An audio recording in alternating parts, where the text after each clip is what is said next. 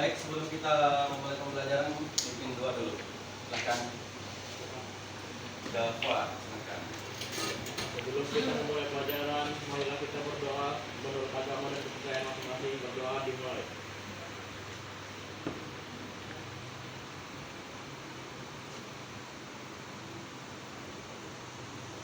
Berdoa selesai.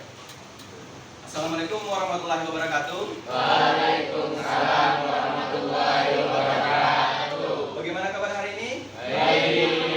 Sudah sarapan semua? Sudah. Ada yang sakit? Alhamdulillah ya, artinya hari ini hari yang penuh berkah. Di mana hari Jumat itu doa-doa apa yang kalian panjatkan itu insya Allah pasti akan terkabulkan. Amin. Artinya saya tekankan bahwa selalu jaga kesehatan, selalu jaga bagaimana fisik Anda ketika kalian merasa sakit. Silahkan beristirahat, jangan dipaksakan. Baik, untuk sekarang saya absensi ya.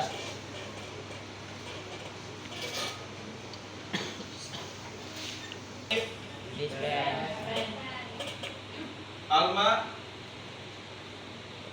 sakit. Alia Cika,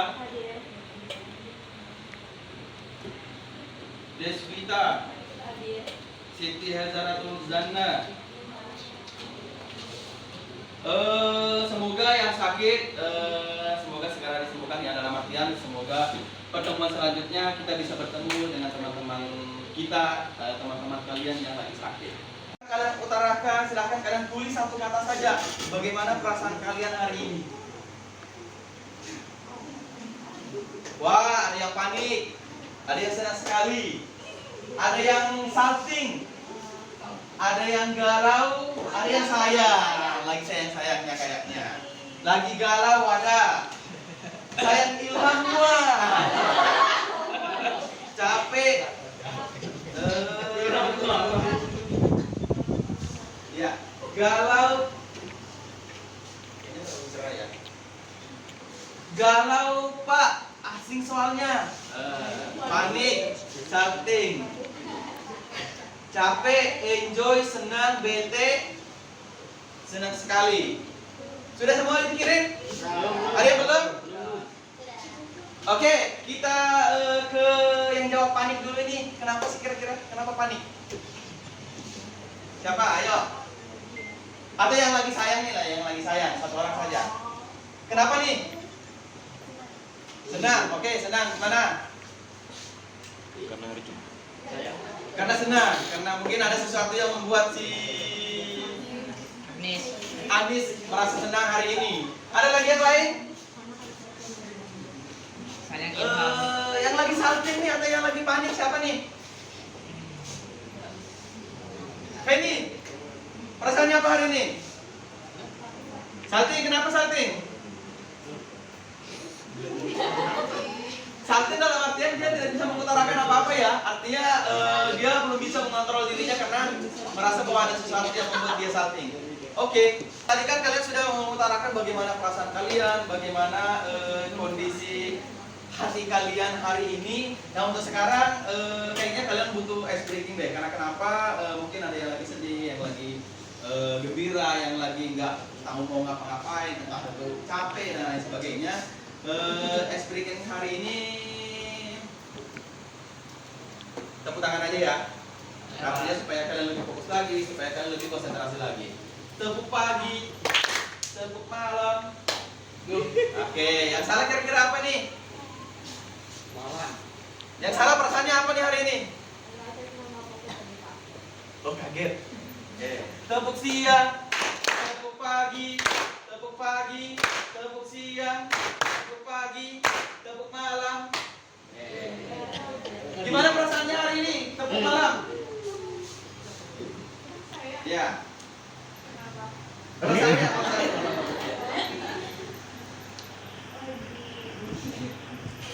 Senang.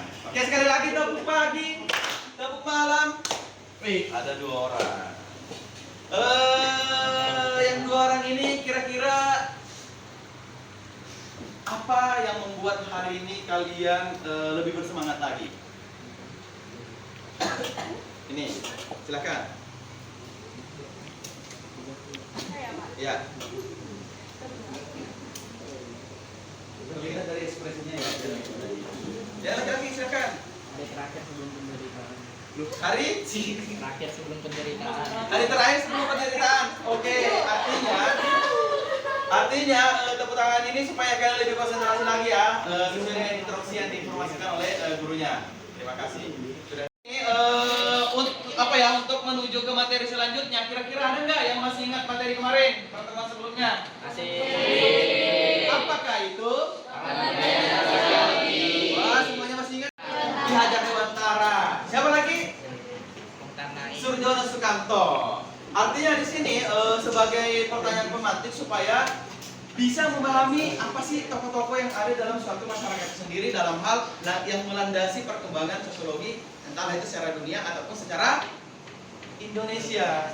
Pertanyaan kedua, kira-kira seberapa penting sih, bagaimana sih peranan seorang tokoh tersebut dalam suatu ilmu? Satu orang. Seberapa penting sih dalam suatu ilmu itu kok ada sih yang namanya tokoh-tokohnya?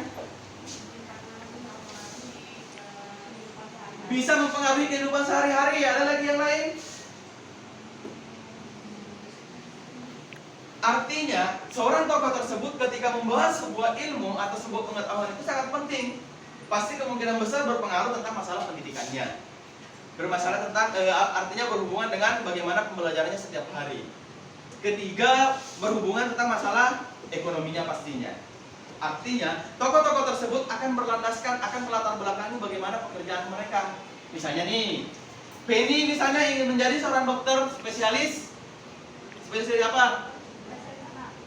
Spesialis kandungan misalnya. Untuk menggapai spesialis tersebut, Penny ini harus menjalankan sebuah pendidikan dulu. Entah itu dari SMA sampai kuliah, S1-nya sampai koas, sampai praktik dan lain sebagainya, sehingga dia dijuluki sebagai seorang spesialis kandungan. Nah, dengan adanya tersebut, si Feni ini bisa dikatakan sebagai tokoh dalam spesialis kandungan. Tetapi dengan syarat bahwa dia harus mempunyai penelitian, harus mempunyai sebuah karya, mempunyai sebuah ciri khas bahwa Feni bisa dikatakan sebagai seorang ahli kandungan ketika dia mempunyai sebuah hasil penelitian atau sebuah teori yang melandaskan bahwa ternyata anak itu tidak selamanya harus dilahirkan secara sesar atau secara alami, bisa dengan cara lain. Kalau misalnya si Feni akan menunjukkan sebuah pengetahuan baru. Begitulah mengapa dikatakan tokoh itu penting dalam suatu ilmu. Selanjutnya, sebelum kita memasuki bagaimana sih penjelasan secara mendalam tentang bagaimana tokoh-tokoh yang ada di dunia ataupun yang ada di Indonesia. Di sini sebelumnya kalian harus tahu ada beberapa tujuan pembelajaran yang kalian harus pahami.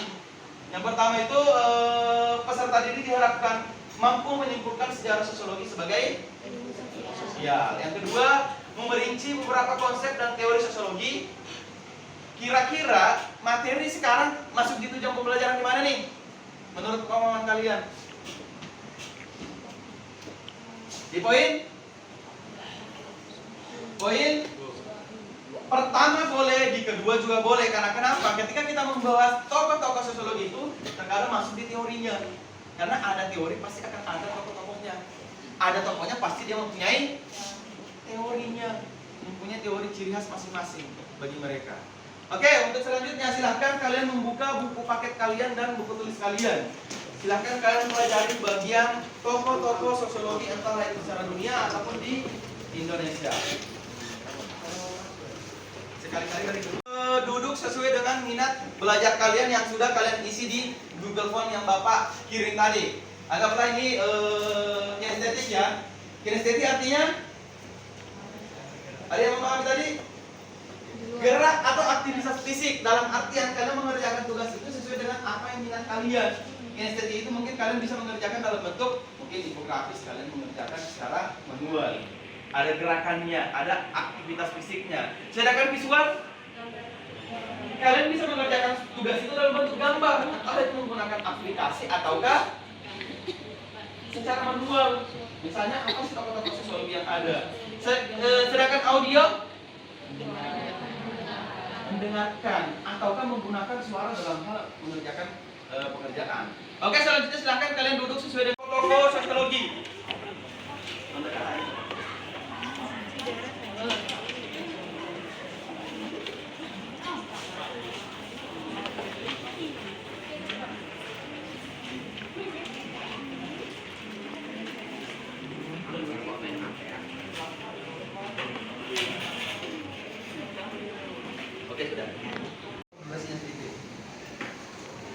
sudah melihat, sudah mendapatkan materi atau informasi berkaitan tokoh-tokoh sosiologi, entah itu secara dunia ataupun secara di Indonesia ya. Kalian bisa mendapatkan informasi materinya dari buku paket kalian, dari video yang Bapak tadi perlihatkan bahwa untuk mendapatkan informasi, untuk mendapatkan materi itu tidak hanya dari buku paket saja.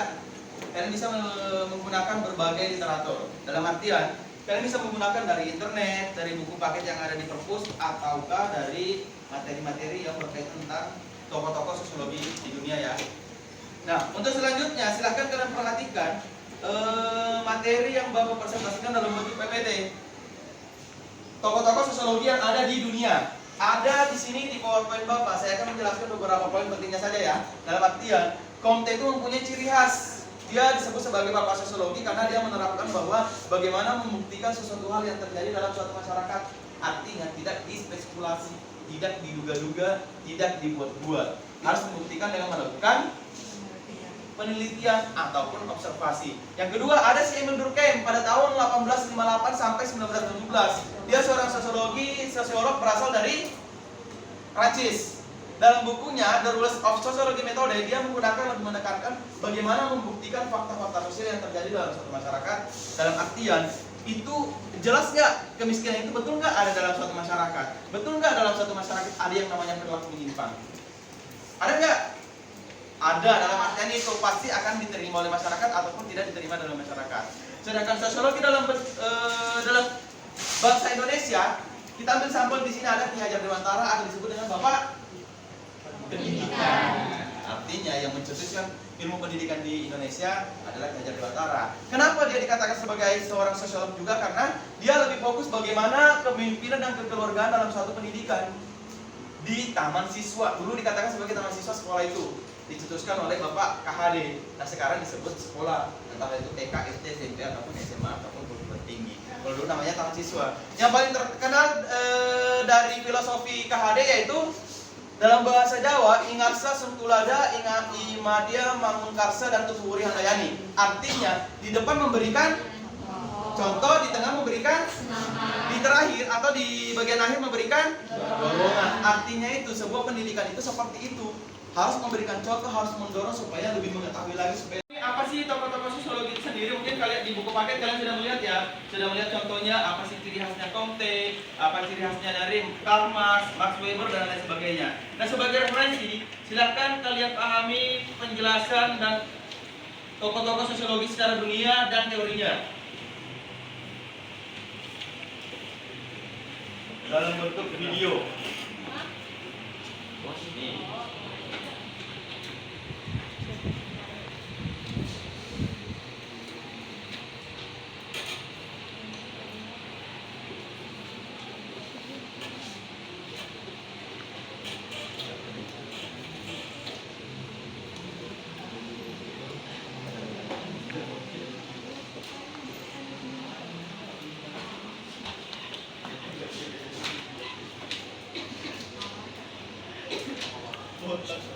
Ini harus dari sini.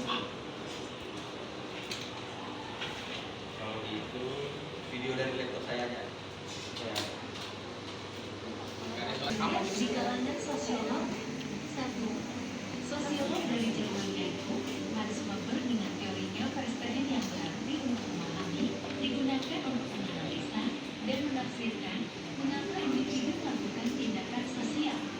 Menurut Max Weber, sosiologi adalah ilmu yang berupaya untuk memahami tindakan sosial. Melalui teori perspektif, kalian dapat melakukan penelitian mengapa individu melakukan suatu tindakan yang berdampak bagi orang lain.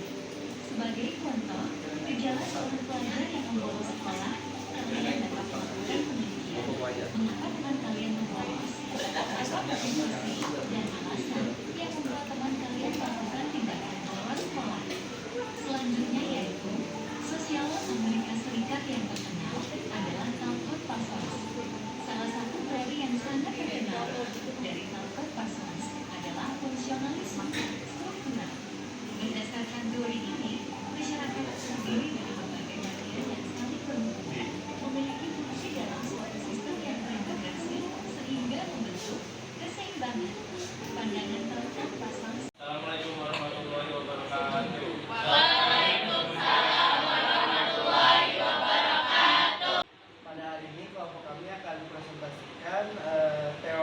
sosiologi menurut Agus Teknopen.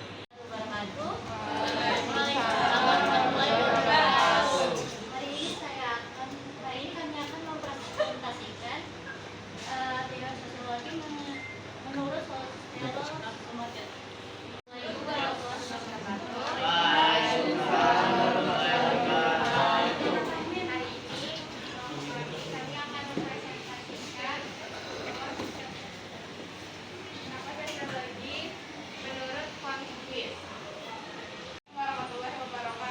Waalaikumsalam warahmatullahi wabarakatuh.